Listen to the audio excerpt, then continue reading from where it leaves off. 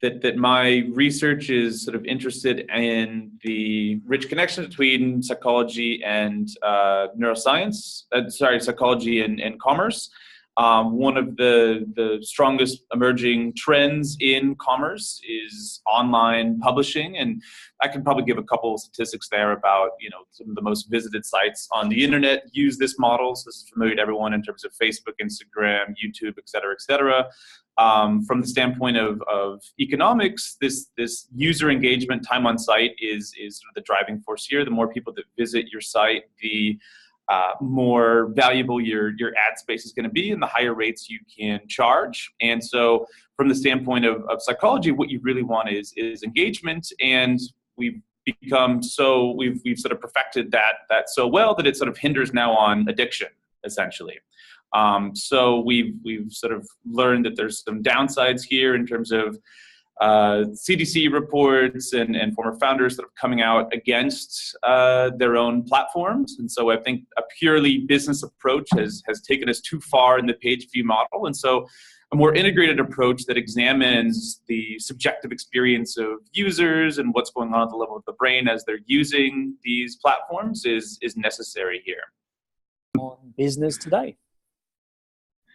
So I think that my research can really help understand customer experience of these online platforms at the individual level. I think the major emphasis now is to focus on big data, which can certainly yield some important insights. But what's lost in that is how these platforms really impact people on an individual level and at the level of the brain. And one sort of compelling way to look at these platforms in terms of how they inspire such compulsive behavior is in terms of one of the most rudimental forms of learning, which we're all familiar with, which is reward learning. So generally speaking, and this is true not just of humans, but of all creatures, we tend to try and optimize rewards. We repeat behaviors that have a likelihood of yielding a reward, and we try and refrain from behaviors that result in punishment. So that part is relatively obvious. What's less intuitive is essentially how the schedule of reinforcement impacts future behavior. So what is schedule of reinforcement? This is essentially how and when these rewards come.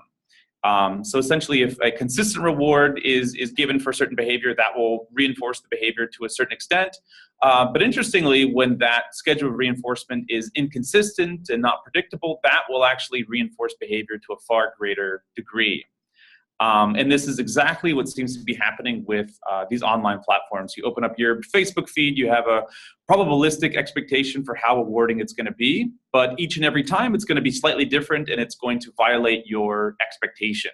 And that violation of expectation actually results in a larger dopaminergic response and a greater likelihood of you returning to it. And that seems to be an important factor which drives this sort of compulsive user rate amongst these platforms. Okay, is there a conclusion there then? So what does that mean for because you need to bring it out to the general person again, don't you? The general business person. Right. So I think that everyone is interested in customer experience. This is especially difficult to understand in the online world of publishing, again, because there's a focus on big data and you never actually get to meet who your customers are. And so I think this research and these insights can potentially help fill that void in understanding the consumer's subjective experience.